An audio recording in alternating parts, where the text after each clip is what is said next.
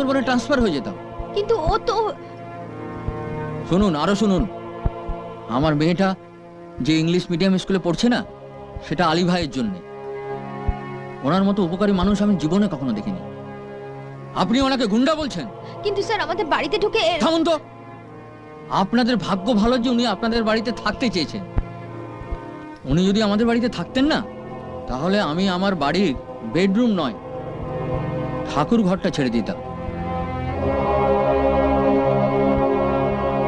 আলী ভাই, আপনি কিচ্ছু চিন্তা করবেন না। এনি প্রবলেম আপনি আমাকে জানাবেন। নমস্কার। কিন্তু স্যার চলি।